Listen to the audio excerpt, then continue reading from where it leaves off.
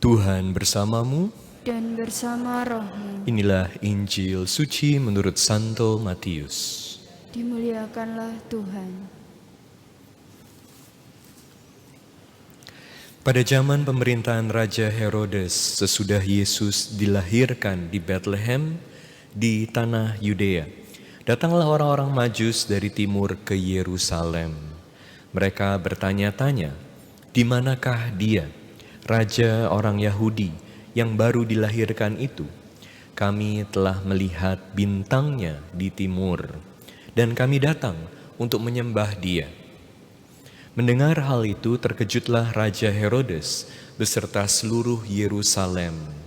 Lalu dikumpulkannya semua imam kepala dan ahli Taurat bangsa Yahudi.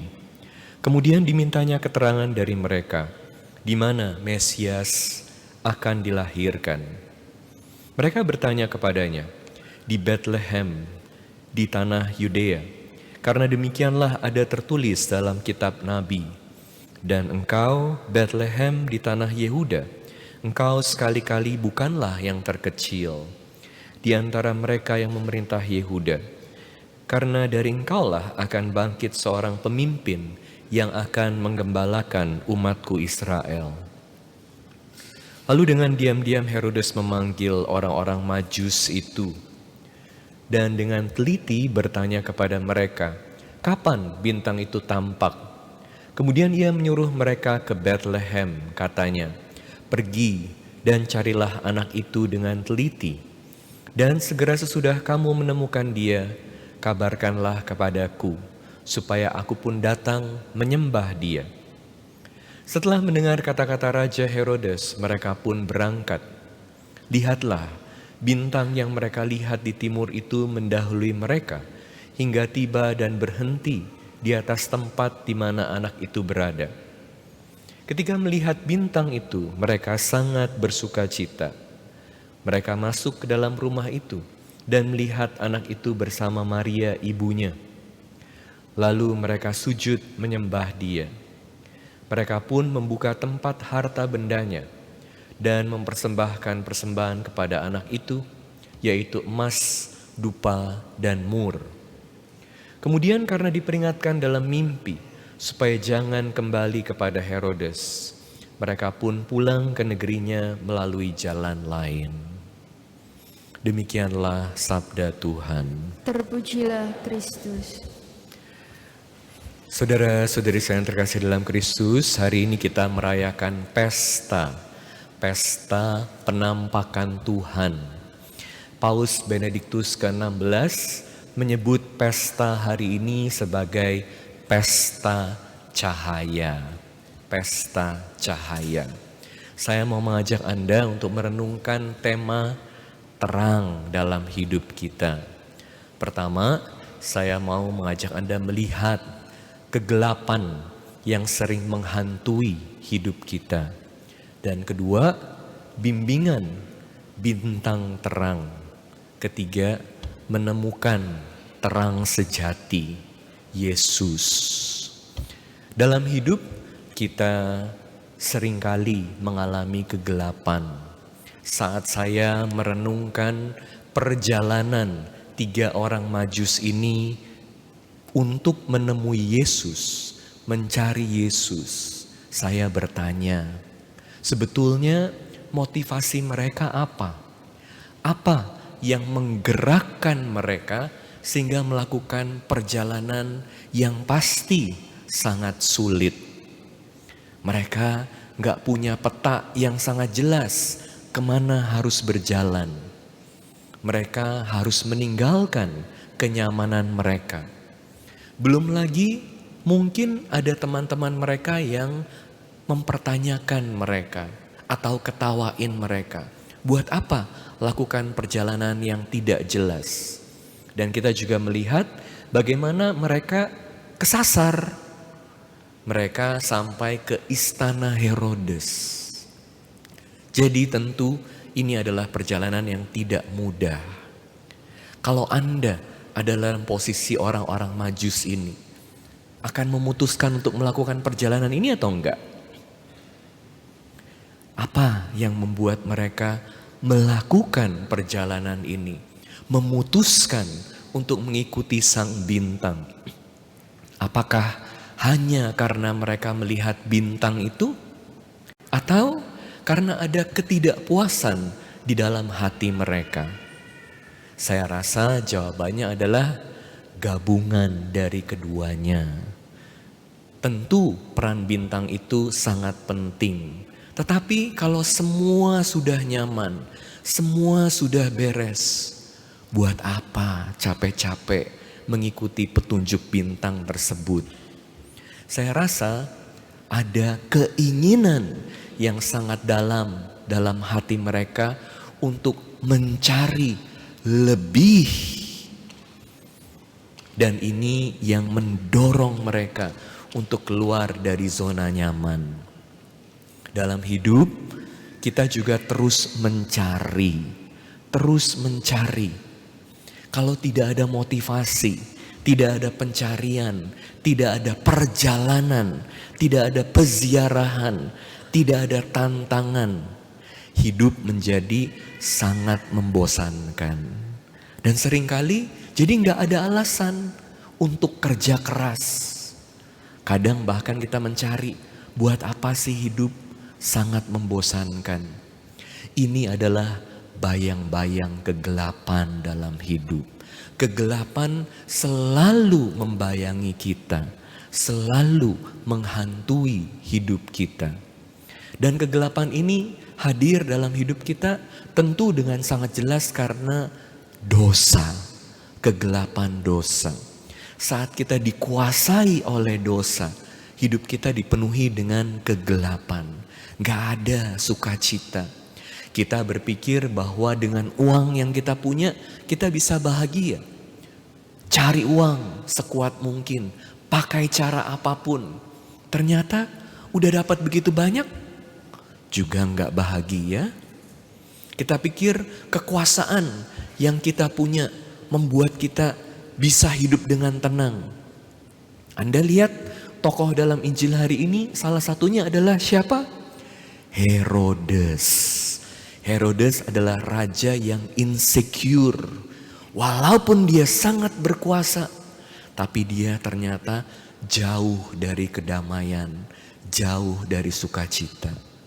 Makanya dia sampai tega demi mempertahankan kekuasaannya, membunuh bayi-bayi yang tidak bersalah. Seringkali kegelapan menguasai hidup kita. Bahkan untuk orang-orang yang sudah hidup dalam terang. Udah benar hatinya, udah ada damai. Selalu tetap ada bayangan kegelapan. Kegelapan ini selalu menghantui.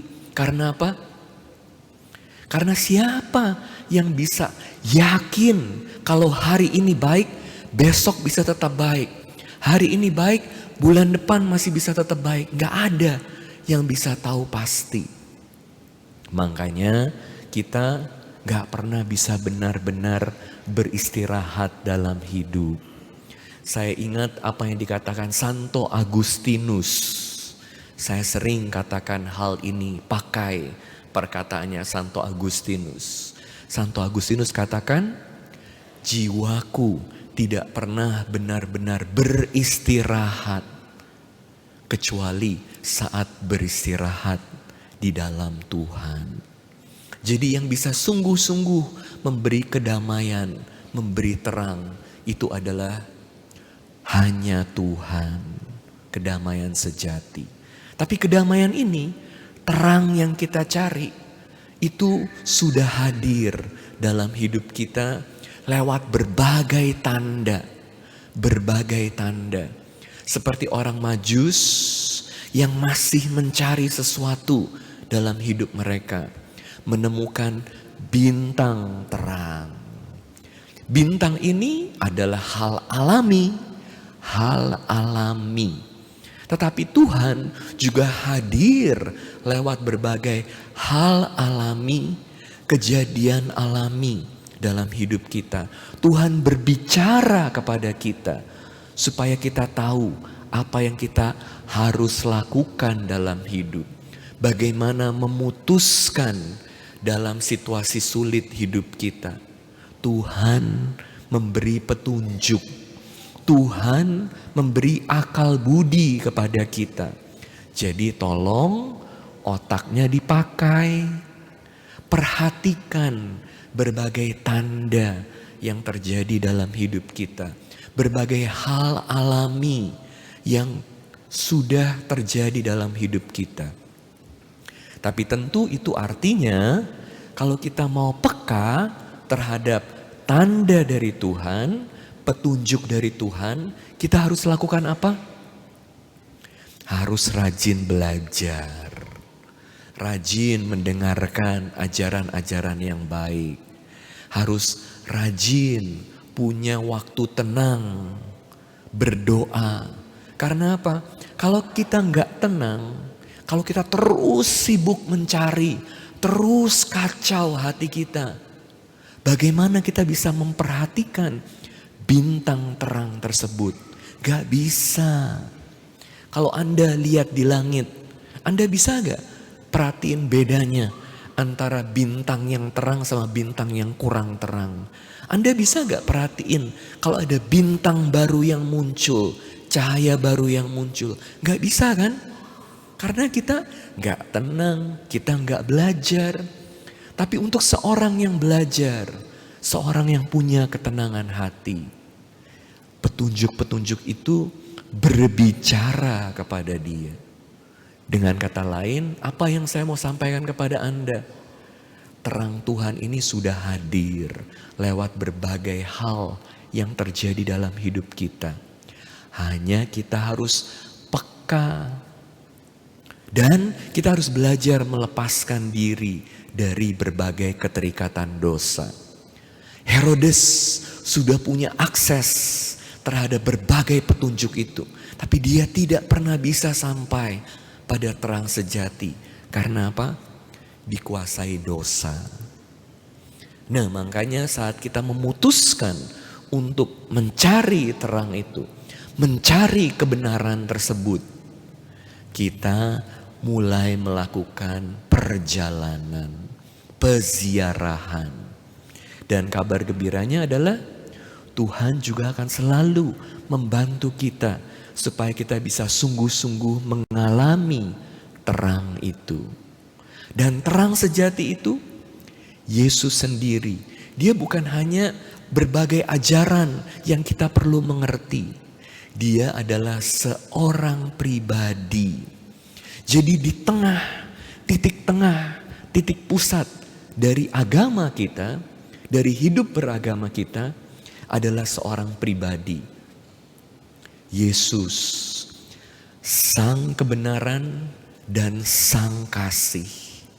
Makanya kalau kita teratur, setia mencari kebenaran tersebut dan hidup dalam kebenaran tersebut, pada akhir hidup kita, siapa yang akan kita temui? Yesus sendiri yang mencintai kita, yang selalu membantu kita, menyertai kita dalam perjalanan kita, dan yang selalu mau memberikan yang terbaik buat kita. Jangan kenal lelah mencari kebenaran. Jangan kenal lelah mengikuti kebenaran iman yang sudah diwariskan kepada kita oleh gereja. Jangan kenal lelah berjalan dalam iman dan melakukan ajaran iman. Karena apa? Karena pada akhirnya kita akan menemukan Yesus, sang kasih yang menjadi sumber hidup kita dan kekuatan kita. Gereja saat ini sedang sedih bergabung, tapi juga bersuka cita. Karena apa? Karena kepergian Paus Benediktus ke-16. Saya sangat mengagumi Paus Benediktus ke-16, idola saya. Karena beliau ini dalam hidupnya selalu mencari kebenaran. Makanya pesta hari ini buat Paus Benediktus dikatakan sebagai pesta terang, pesta kebenaran. Dari terang bintang kepada Kristus, sang terang, terang sejati. Anda tahu hidupnya Paus Benediktus ke-16 selalu dia dikenal sebagai sang pembela kebenaran. Dikenal sebagai orang yang galak.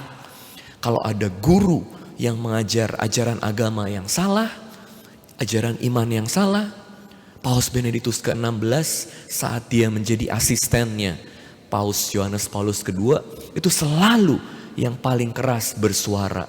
Bukan karena dia kejam, tapi karena dia tahu kalau mengajar ajaran yang salah itu menyesatkan banyak orang. Ajaran yang salah membawa kita pada kehancuran. Makanya harus hidup dengan kebenaran. Kenapa? Salah satu alasan kenapa Paus Benediktus ke-16 ini sangat mencintai kebenaran adalah karena pengalamannya di masa muda. Saat dia masih muda, dia dipaksa untuk menjadi pemuda Nazi. Walaupun dia gak mau, dia harus menjadi pemuda Nazi. Tapi dia melihat bahwa kampanye dari Nazi ini kampanye yang gak benar. Mengajarkan kesesatan, kebenaran diputarbalikkan. Salah satunya adalah saat dia punya saudara, sepupunya itu punya Down syndrome. Dia masih remaja kan saat itu. Dia mencintai sepupunya, tapi kemudian sepupunya ini diambil oleh Nazi. Nazi bilang kita akan kasih rehab supaya dia bisa jadi sehat dan baik. Tapi ternyata hilang, dilenyapkan. Karena apa? Karena Nazi punya pemikiran mengajarkan bahwa ada orang-orang yang tidak pantas hidup. Makanya Ratzinger itu tidak setuju dengan berbagai ajaran Nazi. Bagaimana Nazi membunuh jutaan orang-orang Yahudi. Kebenaran sangat penting. Karena kalau tidak memegang kebenaran, tindakannya akan salah. Tapi kebenaran yang dihidupi oleh Paus Benediktus ke-16 ini tidak membuat dia jadi sombong. Tidak membuat dia jadi gila posisi. Benediktus ke-16 adalah pribadi yang sangat rendah hati. Supaya kita bisa hidup dengan kebenaran, kita juga harus rendah hati. Terus mencari. Belum cukup. Mau tahu lebih dalam lagi. Kebenaran sejati, kebenaran hakiki. Tanda dari kerendahan hati dari Benediktus ke-16 adalah saat dia masih kardinal, pegang posisi yang sangat penting sebagai kepala dari doktrin iman, ajaran iman. 2 kali loh dia minta mundur kepada Yohanes Paulus II. Saat itu kan dia menjadi kepala dari kongregasi iman. 2 kali dia minta mundur. Untuk jadi apa? Sederhana, jadi kepala perpus aja. Gak usah pegang posisi yang paling penting di Vatikan. Ini menunjukkan kerendahan hati dari Paus Benediktus XVI. Bagaimana Paus Benediktus ke-16 meninggal? Kata-kata terakhir yang dia katakan adalah Signore, ti amo. Tuhan, aku mencintai kamu. Hidup Paus Benediktus ke-16 mengajarkan kepada kita bahwa kita harus terus belajar mencari kebenaran, hidup dalam kebenaran, mengatakan kebenaran. Dan pada akhirnya dengan hidup dalam kebenaran kita menemukan Yesus yang adalah Sang Kasih yang selalu mencintai kita, membimbing kita, menyelimuti kita dalam kasih-Nya. Semoga hari ini sungguh menjadi pesta terang buat kita semua. Amin.